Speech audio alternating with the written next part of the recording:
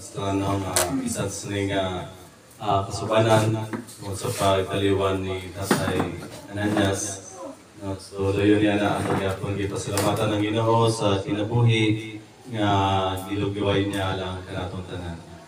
So, salamat man sa matawang nga awit nga nagapadasig kanato nga doon lang kita sa Ginoo labi na karon nga panahon sa pamilya.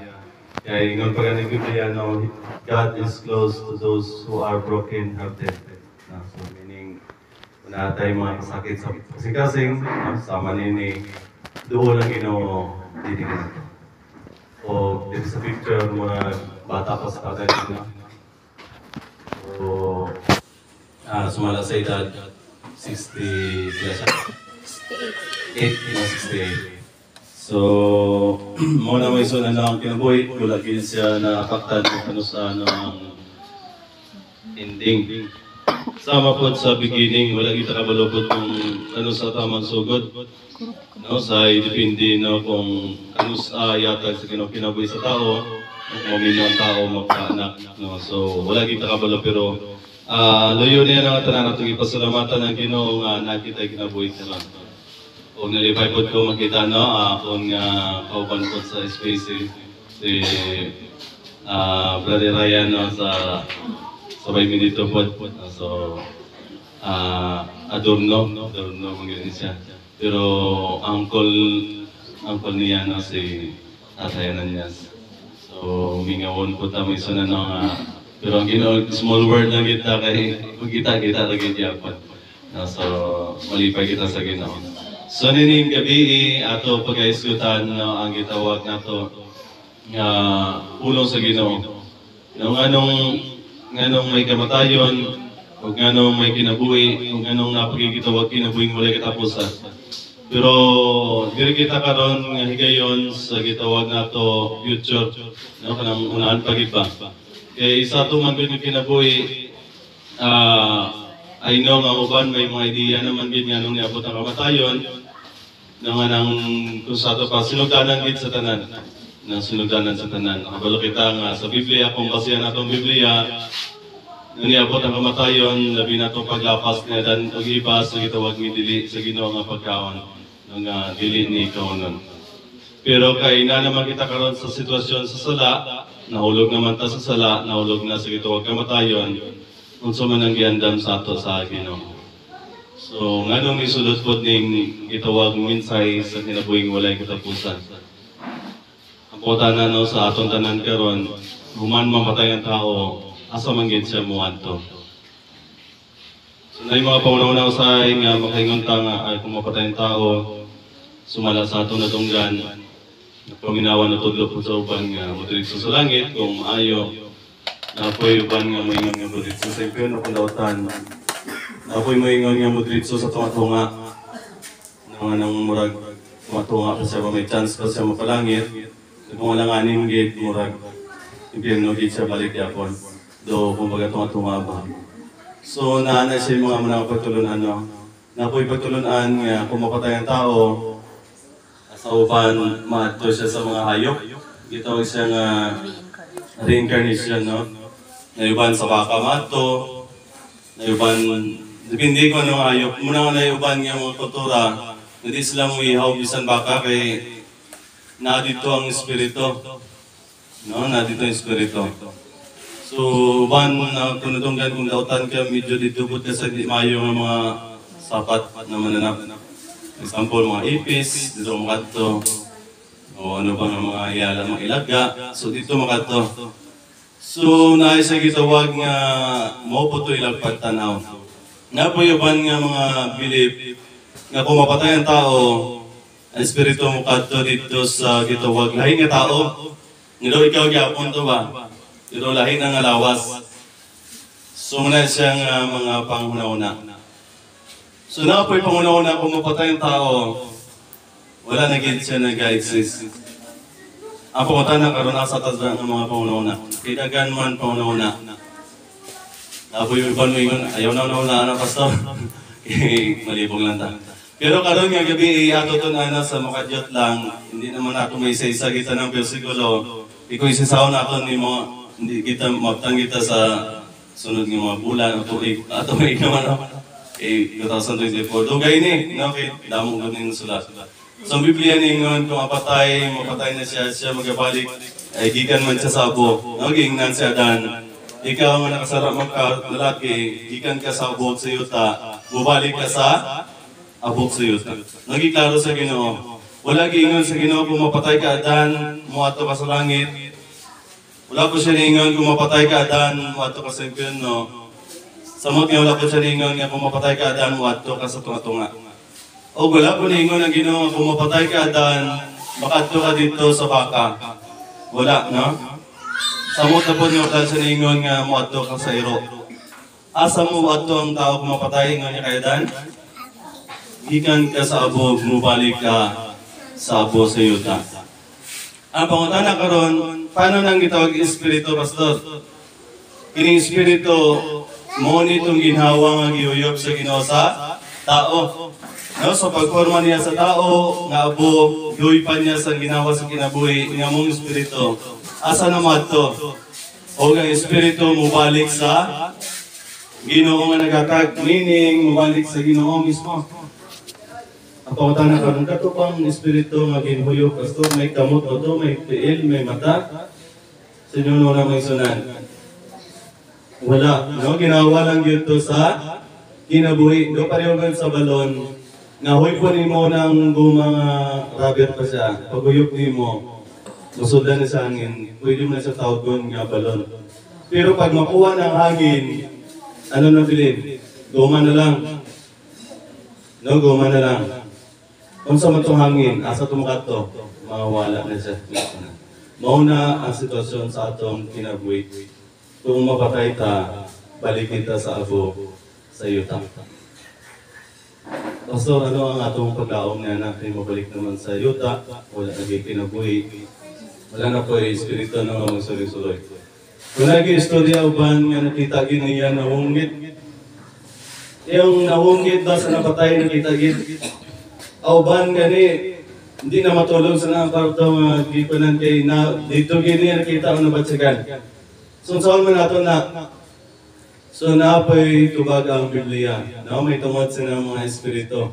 Sumala sa Biblia, di sa nangyawa, kaya niya nga kupyahon ang nawong isang napatay. Isang puno, isa ka tao mapatay. Kaya niya sundon niya ang nawong. Nga nang kay Tsuray ka nawong yun. Muna matigala ka nga nakita mo dra, taon nakita mo siya dito sa unahan. Kaya nga naman, gikopya sa yawa ang nawong. Muna nga sa pinadayag ningon dira, ini sila mga espiritu sa yawa nga nagasuroy-suroy o gilaron bisan pa ang katawan sa Ginoo. Sumunay so nga wala na gid ang tao di ay kung mapatay. Kung may makita man kita kana espiritu sa yawa. Muna nga kung may makita man gid ang tao, kung sa may una niyo mabatyagan. Kalipay or kadlok na, wala gid ka kayo makabantay ng pagkikita. Ay, salamat, nagpakita ka. Ihag mo tayo. Salamat, gid. Kaya alam mo lang galing ka dali sa... Wala, di ba? Nga nung madluman ta. Nung nga nagtuuman ta nga siya man dito. Tungod may sunan sa espiritu nga ara sa iya. Ay, I mean, dili man to siya. Meaning sa espiritu nga nagkopya sa nawong. Lahigin ang imong pamansyagan. Kaya naman, lahig ito siya ng espiritu nga. Kagkabantay mo kung may magpakita man, wala ka dugay. Ano to, pakadlit lang ba? Totoo, hindi mo na makita. At ito na po sa unahan, uy, siya man to, galit mo wala. Pag ano mo wala tayo? Eh kung madugay, may ilanan mo. Diba? Kaya ganyan na nagtanaw niya sa mga amigo. Sige, dugay ko tanaw, siya gini. Kaya una mo tanaw daw, hindi mo pa maklaro. Pero kaduha mo tanaw, ay, sige. No, so muna may sunod ng abisan ang kwan, dili kita magpalinna. No, dili kita magpalinna sa nakatabo karon sa sining palibot. Kaya nga naman, kay pag-ingon sa Ginoo, pumukhang ka nini, mamatay good ka. Kung sa ingon siya, dili ka mamatay. Muna karon nga kung pagkaon sa tao, naabot ang kamatayon, kung sa ingon siya, oy, dili na patay, buhay na. Paano mapanindigan siya nga buhay ang patay? Kinanglan niya kopyawan ng tao. So muna igsoon nga ginalila kita karon. Pero ang pamatan na kay wala naman abo naman gid. Wala na ko'y kinabuhi. Daw kaluoy man, no mo kayong kaluoy man. Dili ni sulod ang gitawag paglaom nato karon. Nganong ginawali no? Nganong kasamo no nag-eskwela mi sa pagkapastor. Nganong nag-eskwela ko man mi pagkapastor. Kung nganong ito na ako ng Biblia, nga kung itatanan mo patay naman ang dili gyapon nga maabo sa yuta. Ano pa man pulos nga nagatuon kita? Di ba pa ninyong kamalandungan? Para ano paging nga magkaunta? No, magbuhat kung sunod sa Ginoo kay tanan man ang gali mapatay, maabo, wala na sang kinabuhi. Mao ni karon nga nagawali kita nganuman. Kay naa kitay paglaom. Unsa ato paglaom? Mo kini no klaro gid nga giingon sa Biblia nga paglaom nato. Ingon niya diri Unang Tesalonica 4 versikulo 13 ingon niya, apan dili among tinguha maigsoon nga kamo dili mahibalo may tungod kanila nga mga nangamatay. So ang Ginoo gid mismo diya, dili gid siya gusto nga dili ta mahibalo. O sa ato pa gusto gid siya nga mahibalo kita may tungod sa nangamatay. Aron dili kamo managsubo ingon sa uban nga walay paglaom. Nay duha ka klase nga mamatyan no or masubo. May masubo nga wala gyud paglaom na kung nagasubo siya nga may paglaom. No, sa pamilya, hindi malikayan nga masubo.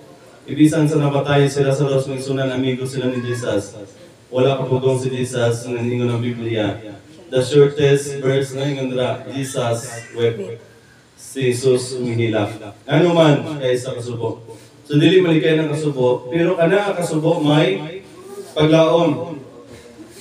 Ingon pa diri kay maingon nga kita nagtuo man nga si Kristo namatay o nabanaw. Maingon man usab sila nga mga nangamatay pagdaton unya sa Dios pinaagi kang Hesus uban kaniya. Anong gingon diri nga si Jesus namatay o nabanaw? O kadto pong namatay kang Kristo dadon niya. Kano sa niya dadon to mga patay? Di ba gisgutan man nato nga dili man mo diretso sa langit? Kano sa niya dadon? Ingon diri sa Biblia, kay kini among ipayag kaninyo sumala sa pulong sa Ginoo. No, dili sa pulong sa tao, pulong gyud sa Ginoo nga kitang mga unsa daw, kitang mga buhi nga magapabilin pahangtod sa pag-abot sa Ginoo, dili kita magauna kanila nga mga nangamatay. Unsa ingon dira? Kita nga mga buhi daw, dili kita mauna sa nangamatay. So muna nga, dili po tinuod ka ng pulong na secret rapture. Uso na karon maigsunan sa mga Facebook, YouTube, no, sa mga uban pa mga TV, kanang pratong nasakay sila sa bus ba. Namin drive sa driver, mas dyan sa likod. Taod-taod sumala sa video, kalit na nawala itong mga bata. Gini-reviews ko na ang driver, kaya wala na ang mga bata. So, sa initabo, gikuha daw sila sa Ginoo. Noon, ako ito yung mga tao nga na-videoan. Kalit ko nawala itong mga kauban nila. Uy, ikulbaan itong uban, kaya naman, nabilin sila. Pero kung sa ingon sa Biblia, dili sila mag-auna ang mga buhi. Meaning, mauna gina ang mga patay. Kano sa pagmuna ang patay, kaya kung muna ang patay, meaning, masunod kita. So, ano may tabo na ito, klaro ng insunan. So, in short, dili tinuod itong nakawala-wala ng mga tao. Kaya internet karon dali lang mo na imo editon. No, dali lang editon na. Pwede gani maduble ka dira, matatlo ka, maapat. So muna may sunod no. Ingon pa gid kay ang Ginoo gayud mao ang manaog unya gikan sa langit. So ang Ginoo gali moabot ang panahon munaog gid sa gikan sa langit. Kaya naman kay itong nabanaw si Jesus 40 ka adlaw napabilin siya. Uman sa 40 kadlaw ni saka siya dito sa langit og ingon niya magabalik ako usab. Og sumala din ni ang Ginoo gayud munaog gikan sa langit. Ingon pa niya inubanan og singgit sa pagsugo. No nganong mosinggit man ang Ginoo na may sugo. Og sa tawag sa punuan sa mga malunda og sa tingog sa trumpeta sa Dios. O kunya mga nangamatay diha ang Kristo, no paminawi misunan. O kunya mga nangamatay diya kang Kristo muuna sa pamangon. Mao ni ang gisgutan nato nganong nagawali kita nga may paglaom. Mao na ni nga sa pagbalik diya sa Ginoo, unahon niya bangon gid ang mga nangamatay dira kaniya. Muna nga igsoon, wala pa gid sa langit, kay nga naman, hulaton pa gid siya nga mobalik. Bag-o niya buhion ang mga nangamatay na kaniya. Sino ningon? Ang Ginoo mismo. O ni karon ang ginakontra sa yawa. Na wala na ipagkabanaw. Diretso na sa langit. O kung dautan, diretso sa impyerno. Imagine, igsoon na kung dautan mo diretso sa impyerno. Nabawa sugod karon napatay siya, impyerno, nabawa na sa tao ba? Impyerno. Ang tutino sa mga sunog-sunog, grabe po ka pintas ang Ginoo. Muna igsoon nga mga gitawag uban ng mga tumlo o dili na lang ganahan mo to sa Ginoo kay mali ang pag-explain bisan sa impyerno. No, bisan sa impyerno. So, pero ato niya na ato ang ato balik na ato gisgutan ganina. Ingon diri babangunon gid ang mga patay sa pagbalik sa Ginoo. O kita nga mabuhi, no, kay dili man ta muna sa ila, kung sa inyo mga sa mabuhi. O kita nga mabuhi pa, nga mabilin, pagasakwagon ngadto sa mga panganod, uban kanila. No, uban kanila.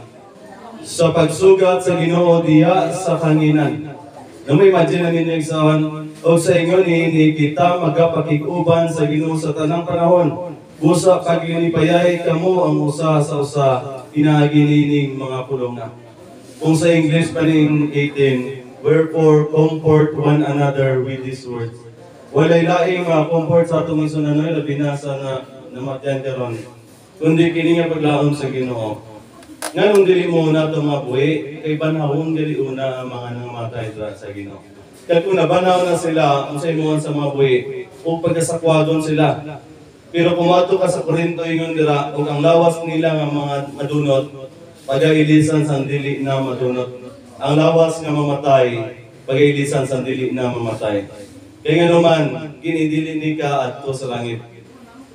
Dira pa lang na sa outer space, maabo na ni. Madunot na ni, mapatay na ni. Muna ang walay tao nga nag-attempt nga mo adto sa langit, nga nang lawas ng gid niya, upang nagagamit sa mga spaceship. Pero na ganito yung spaceship, may sunan, kung ano ka tinuod to, pero muna sa NASA, no? Nagipadala nila sa spaceship dito sa Jupiter. Katong spaceship gipadala 2007. Sa 2017, gi-attempt nila nga paatuon dito sa Jupiter ba.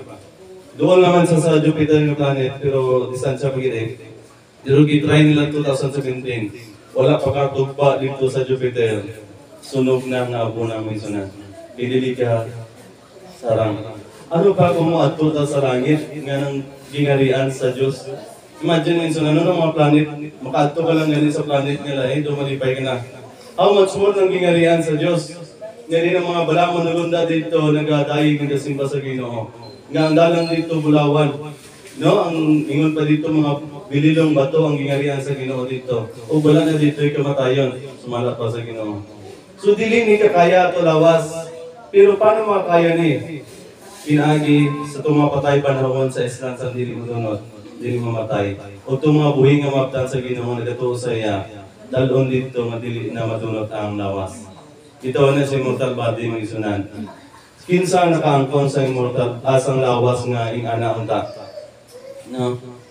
Si Adan mo isunan, no? Itong lawas tanin ni Adan sa una, kung wala lang dito siya nakasala, posible ito anytime makadto siya sa langit. Pero sa pagsulod sa sala, no, dili na siya kadto sa langit nga direct dito. O sumala pa sa Biblia, moabot gid ang kamatayon sa iya.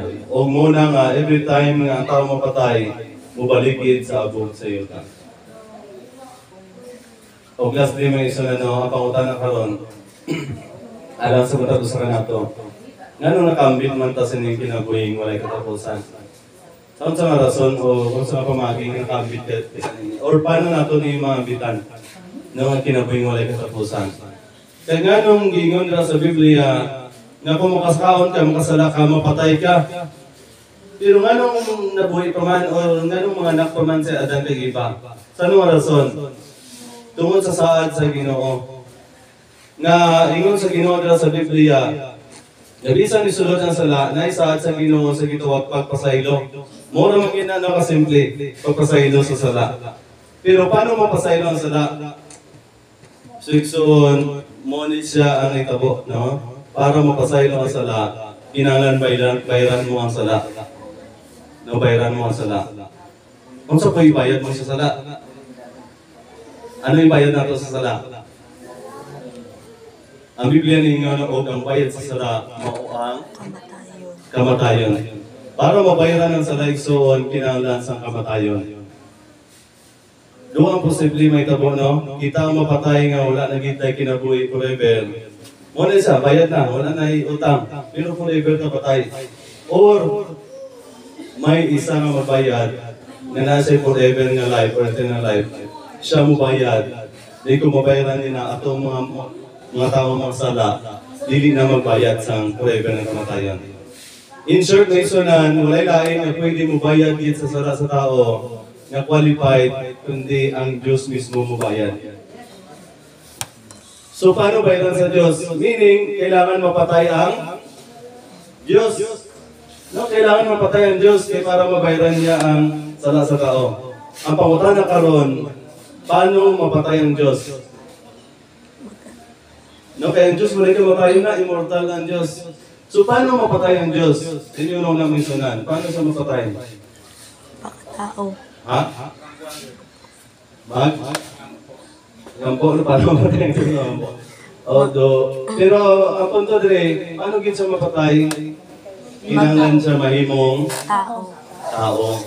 Muna siya ang solusyon. Para mapatay ang Diyos, mubait siya sa sala sa tao, kinahanglan siya mahimong tao.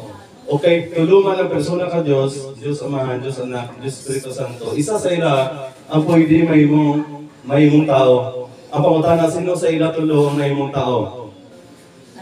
Ang Amahan, Anak, o Espiritu Santo? Ang anak mismo nga si Jesus. Muna may sunan nga si Jesus, sumala sa dyan, o ang pulong na himong Diyos.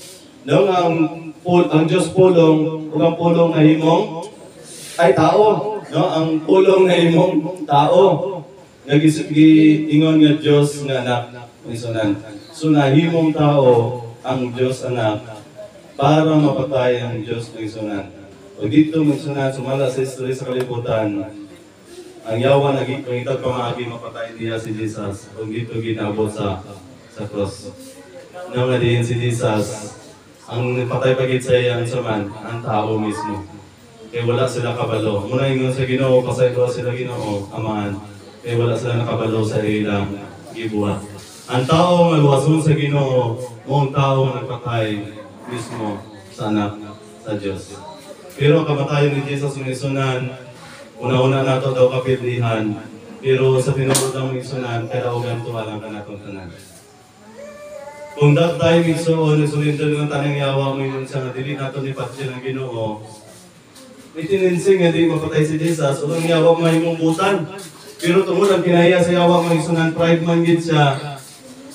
Prove man gid siya nga siyang tama, niabot sa punto gid. Nagipatay niya si Jesus. So pagkamatay ni Jesus, pinakit sa paggamit ng tao, itong isunang kayo ng Ginoo na humana. Kung sa ipasabot sa naumana, ibayaran nila ang utang sa sala. Meaning, ibayaran niya sa iyang kamatayon. O sa iyang kamatayon, igsoon, sa ng Ginoo, sa iyong pagkabanaw, gidaog niya ang kamatayon ng ang sala. O sumalat na sa Biblia, sinsa mo tuo sa iya, may kinabuhi nga walay katapusan. Igsoon mo ni papadasig sa Ginoo alam ka nato karon. Nga maambit nato ng pagkabanaw, pagkabetatay, kabaluman ginato na nagi sa pagtuo, pagsalig sa Ginoo. Kita nato na sa kinabuhi, nagsimbagid, nagalagid, nagatuugid yung may Ginoo ng kalibutan. O naglaon sa ito. O gani ang iyang kamatayon, ingon pa ang Biblia sama sa pagkatulog. Kaya nga naman, anytime mo balik ang Ginoo, pangunod lang siyang isunan sa Ginoo. Pagkanindot nga paglaong ala sa atong tanan. O kita kung maaptan sa Ginoo, magbuhi na ata sa Ginoo, pagkanamit, nga naman isna na tayo na atong lawas. Ubang kita dito sa Ginoo. Sumala sa Biblia, so like tapusan. So I hope na kining minsay maghatag paglaom sa pamilya, na natong tanan nga may ihanda man Ginoo o may kinabuhi wala katapusan. Alang ka na to ang tanan.